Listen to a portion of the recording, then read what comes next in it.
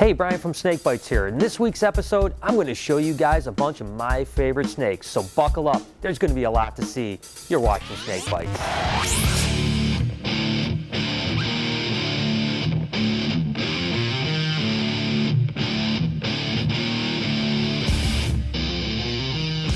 Every now and then, I just want to show you guys a bunch of really cool snakes that are extra special to me. And I try to do some animals that I don't show all the time, like this albino blood python.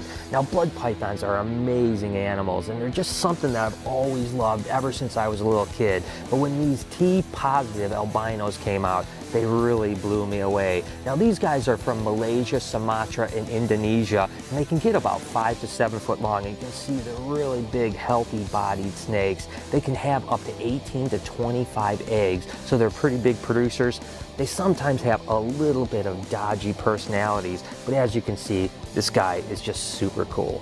Anyone that watches the show knows that I'm really into the huge constricting snakes, and I tell you what, reticulated pythons may be one of my favorites. They're just such active, interesting animals, and probably the animal I'm the most fond of that I work with are these purple albino tiger reticulated pythons. Now, these have a little bit of dwarf blood in them, so they're probably only going to max out at about 14 to 15 foot, but I have some adult tiger retics that are over 18 foot long and 150 pounds, so they're just really cool constrictors. And as you can see, they have such incredible heads and such amazing eyes. But again, it's probably not for everybody. You've got to be prepared to keep a really big snake. But if you have that ability, you can't go wrong with a retic. I couldn't do a favorite snake show without showing some of my ball pythons. Now, I know some of you guys are like, you show too many ball pythons. And then other people are like, all I want to see is ball pythons. So I'm going to just take a few minutes to show you some really special animals to me. Then we'll move on to some other snakes. Let's start with this amazing animal. This is actually a banana pinstripe. And again, the banana morph has been really popular over the last couple years. Probably one of the biggest investment snakes out there. And this banana pin is just a really gorgeous animal, and he's been breeding pretty good for us. So I'm looking forward to producing some of these guys in the future. Who is the newest member of the BHB crew? Is it A, George, B, Josh, or C, Sam? Answer with a comment and keep watching to see if you're right. Now, this ghost black pastel pinstripe might be one of the prettiest snakes that we're raising up this year. It's just amazing how the hypo gene, the black pastel gene, and the pinstripe gene interact and make this incredibly beautiful snake. Kind of always looks like it's in shed with that kind of bluish, purplish look, but it's just a gorgeous snake. This Killer Bee Chocolate is really a cool snake. I love the fact that that super pastel spider mixed with this chocolate makes it just kind of look like a really blown out animal. Again, all the really heavy blushing, that's really from the chocolate influence. Again, it's going to be really cool to plug this into some other mutations. This might be one of the most incredible ball pythons that I produced this year. It's just the most beautiful snake. It's so bright yellow, and with that white head, it just really makes it pop.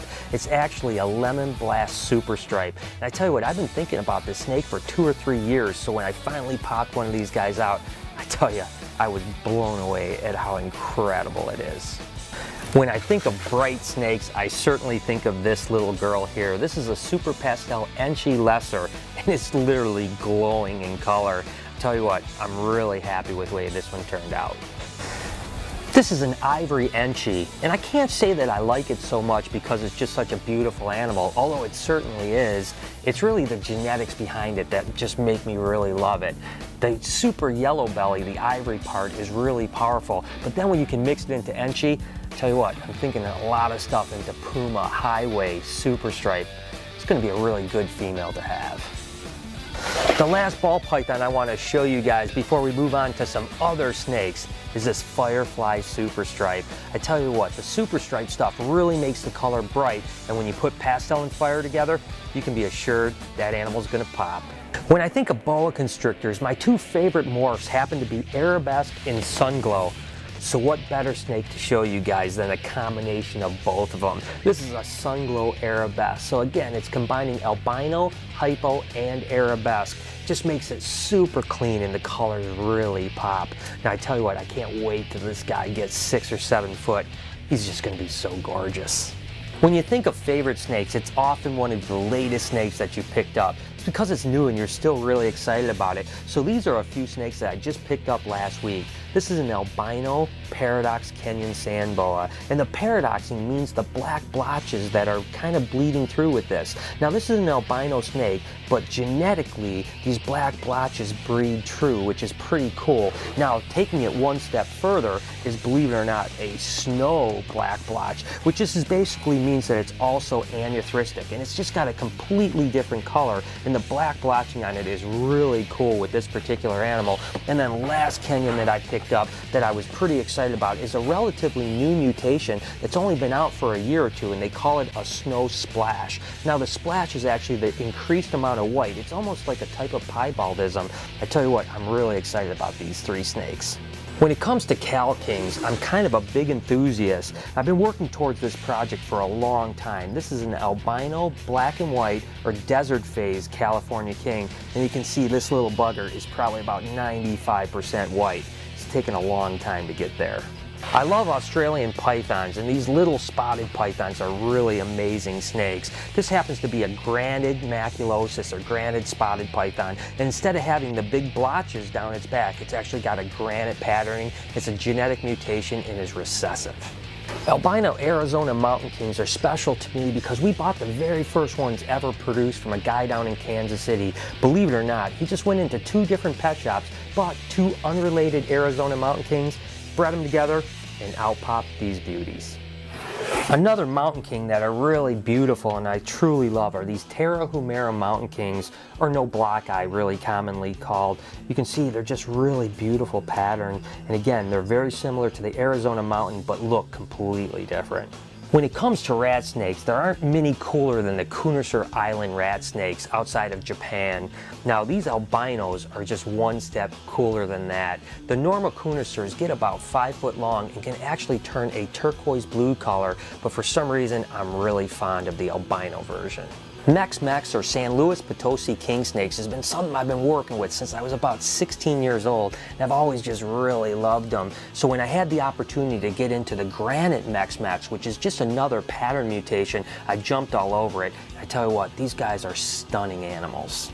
There was no way that I was going to show you guys a bunch of favorite snakes of mine and not show at least one hognose. And this happens to be my favorite hognose that I own, not because it's the rarest, just because I really love this animal. It's a super anaconda male, and I have some big plans for him this year.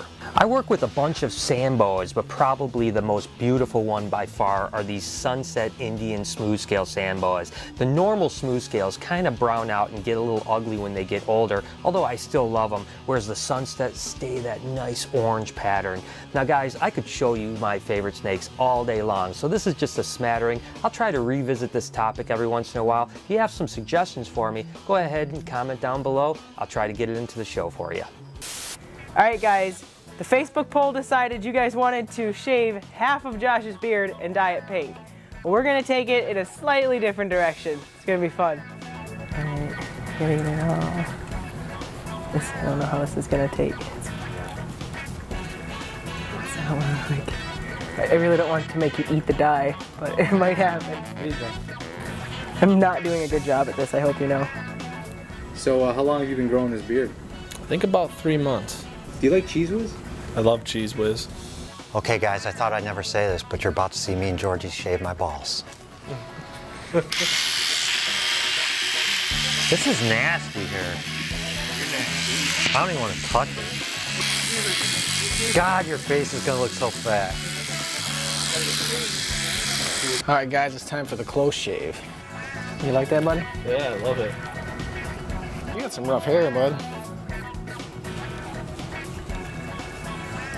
We could leave it like this, but I think we're going to go one step further. You ready?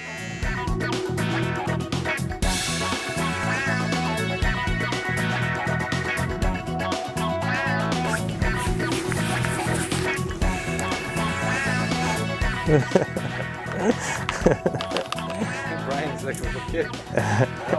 Smile. You're all ready for brain surgery now.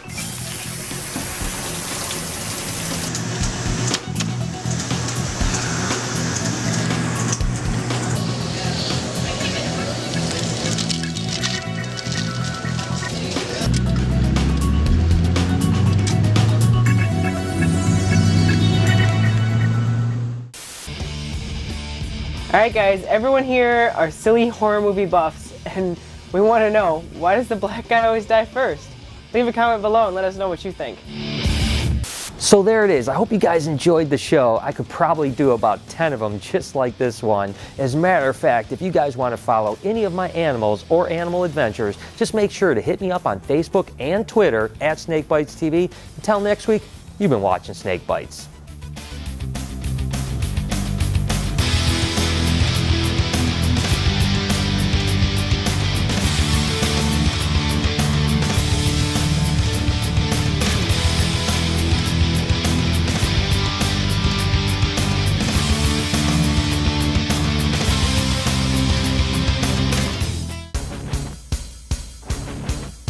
So who is the newest member of the BHB crew? Well, if you guessed B, Josh, you were absolutely right. Nice work.